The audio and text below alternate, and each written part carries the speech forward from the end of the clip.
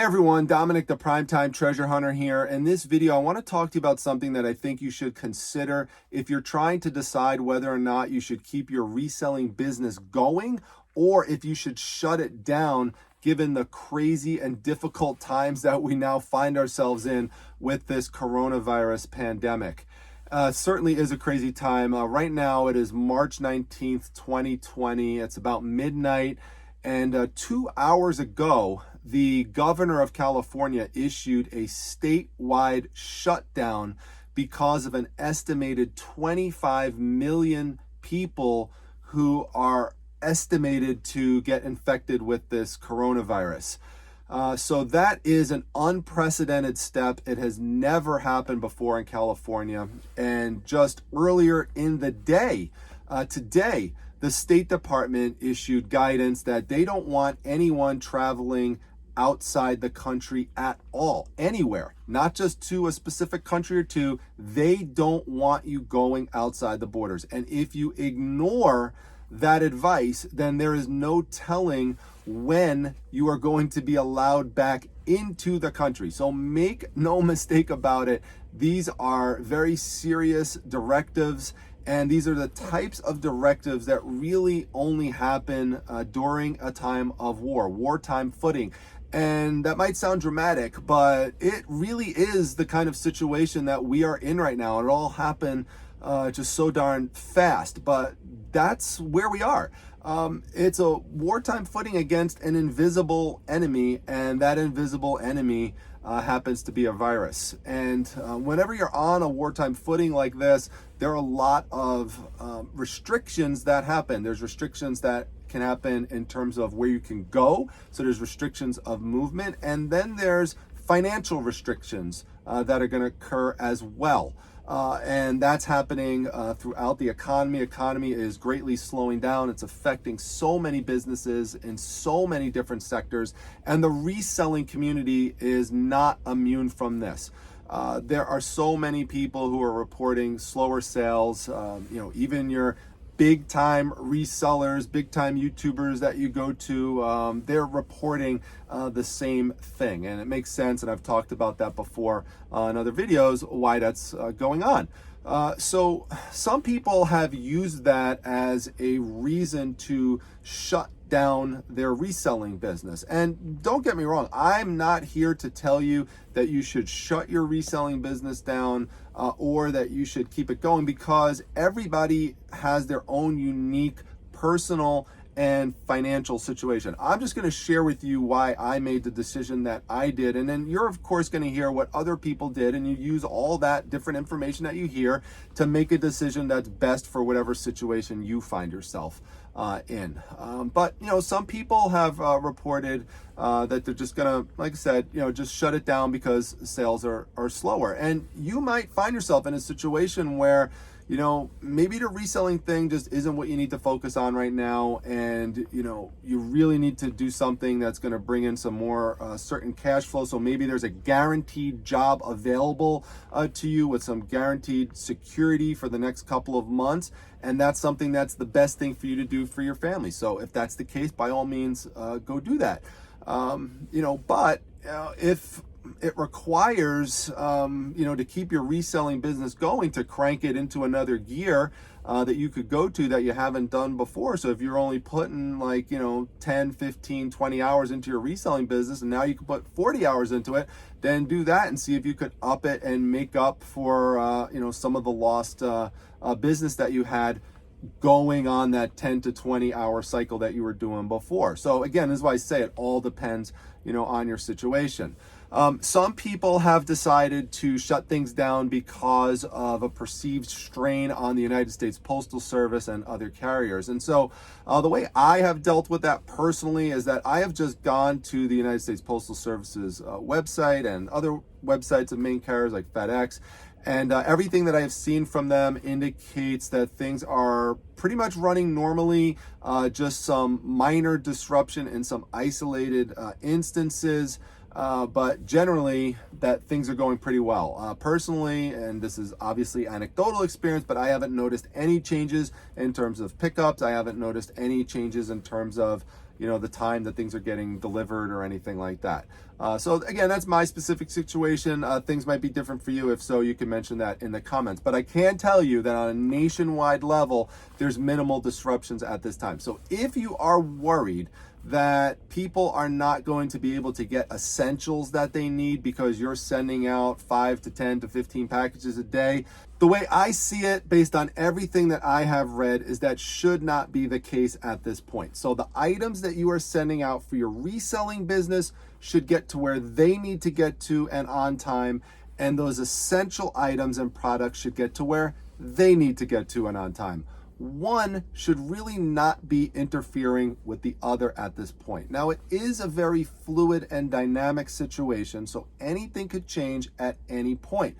So USPS or some other carrier can make an announcement and say, you know what, we don't really want you sending out non-essential items and products at this time because of, let's say, a staff shortage and or a service route disruption. And if that's the case, then we just have to reevaluate, reassess, and adjust as needed. Okay, so another factor that I want you to consider in terms of whether or not you should keep listing things and reselling has to do with what I believe is the significantly enhanced value that resellers now provide in society. Not that we didn't have a value beforehand, we did have a value, had a significant value, but I believe now it's much more enhanced than before. I don't know what the exact percentage is, but I'm just gonna say, to the extent that people were excited about packages that they received from us before this pandemic started and people were forced indoors, now that excitement is multiplied by 1,000. You might want to say 100 times 500. I'm just going to throw out 1,000. Sounds like a good number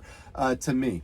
But think about it. Think about it this way. There are millions of people now who are spending the vast majority of their time indoors, whether that's because of a forced statewide shutdown, a citywide, a countywide shutdown, a self-quarantine, a mandated quarantine, whatever the case may be, there are just tons of people spending most of their time indoors. And as a result of that, people get bored, people get frustrated, people get depressed, people get anxious. And I'm going to talk more about dealing with that towards the end of the interview. So make sure you stick around for that. But people are frustrated, and so they need something to do. People need stimulation. People are social creatures. Humans are social creatures by nature for the most part.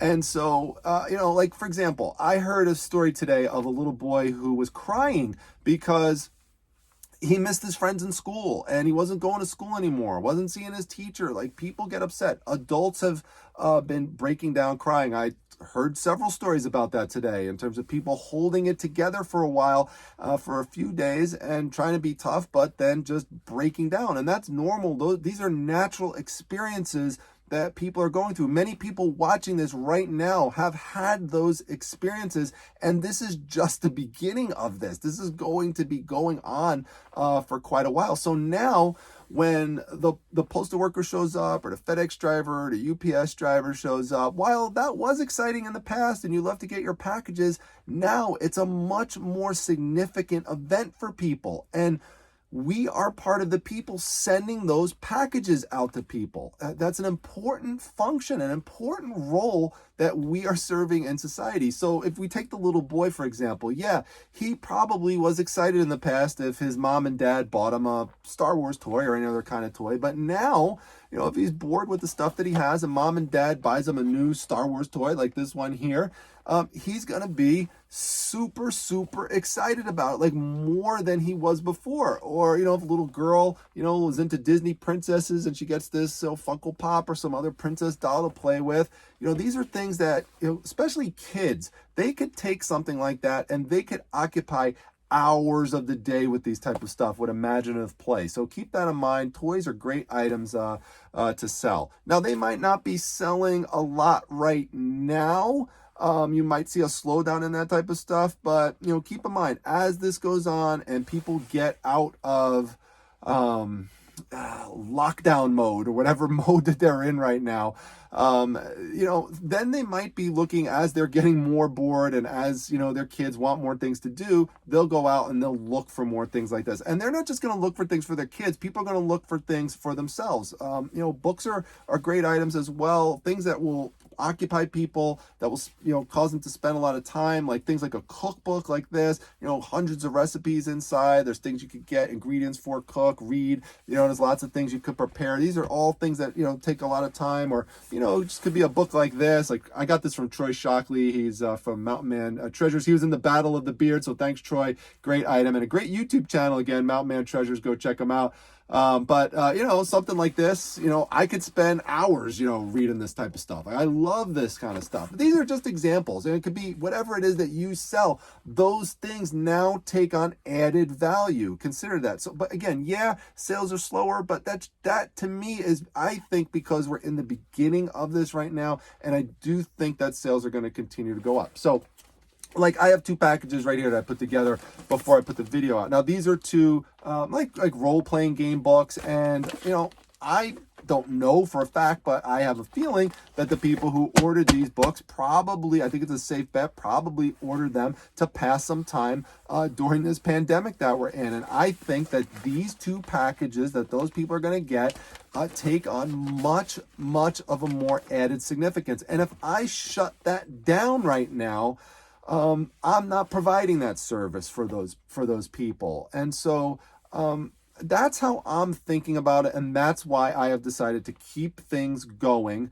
and to keep listing and to keep reselling, because of that enhanced value that I'm providing. So I think people are going to continue to appreciate the service that we do, but I think, like I said, it's going to be enhanced. So many great people in the reselling community, by the way. I just want to touch on something that happened last night during the live show. If you didn't see it, you have to go back and check it out. It was a hilarious live show. Started with a little puppet show, went into an interesting discussion about alternative toilet paper uses. We had two giveaways, and that was a lot of fun to do as well. We had the $50 gift card and the Support That Seller Sunday event winner, so that was a lot of fun. And then we had, of course, the instance where I had the uncontrollable coughing attack, in which Pink Panther tried to poison me before I auctioned him off. And there was that epic battle between Carl Bach and the CEO, Carol Cedrone. That was absolutely amazing, totally epic. Pink Panther selling for $500. But I want to tell you something that happened afterwards that will just, I think, make you feel good today. Like if you're feeling down, if you're feeling depressed or whatever, frustrated, I wanted to tell you something just about people. It's just a good story of and I think about the reselling community that'll make you feel good. So after Carl won it, okay, and he'd been battling out this, Carol, the CEO, for this for a while, and he finally wins it, $500. He sends me a message afterwards, and he says, "I'm going to pay you." He goes, "But I'm going to pay you for it, but what I want you to do is I want you to send it to Carol."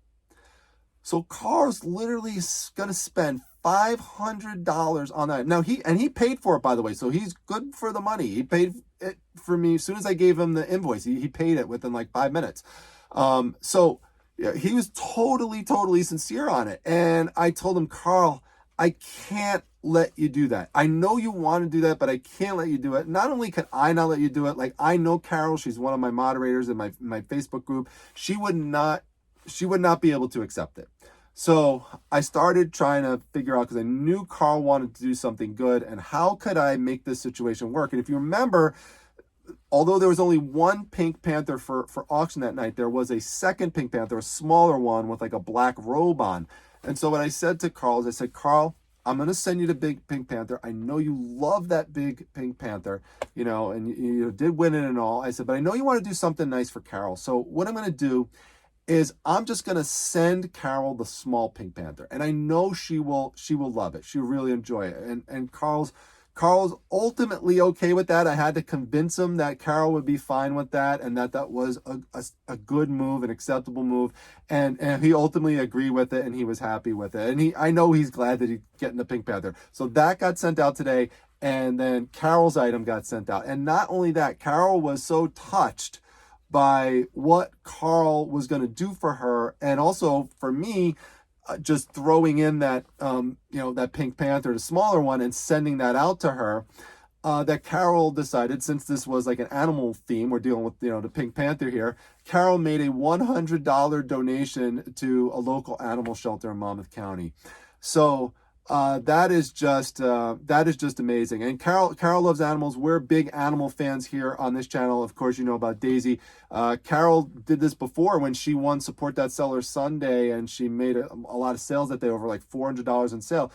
She donated $50 to that same local animal shelter, and that inspired me. And so I matched that. And so we both made $50 donations to the animal shelter. So, we just, we love animals here on the channel. And, I try to do things, and I have a lot of things that kids would like these, kids toys like this. So, I like to get things that kids would enjoy, and, older adults as well. I basically, love things and people in society that are just innocent. They need people to advocate for them, and they need people to help them out. And so I really enjoy doing that. So if we could, contribute or get other people to contribute to any like animal funds or animal shelters or things like that, it's always a good thing and always a positive. So I think we, had a good showing with that auction, and I just thought that was a nice story that I would share with you. Now, just one last thing I want to mention, and I addressed this in my Facebook group tonight, but for those of you who are not a member, I'm going to put a link to it down below, but there are resources from the American Psychological Association on how to deal with things like anxiety and cope with some of the stuff that you're seeing in the news. There's podcasts, there's articles, there's all sorts of things that you could read, put together by all sorts of experts in one single comprehensive document. People who've gone through it already have really loved it, really enjoyed it from the Facebook group. There's things on there for parents on how to talk to your kids. And this is all about the coronavirus and the pandemic, because it's a scary time for a lot of people. Also, there's actual links on there that are literally designed for kids, so that a kid could go on.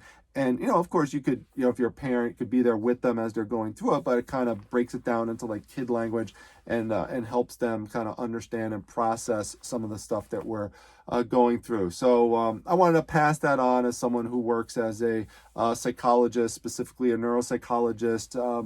If I'm ever aware of informational resources like this, I try to share this with people, not only in the Facebook group, but I figured I'd mention it here tonight. And again, I'll put a link to it. It'll be the first link down below, so make sure you go check that out.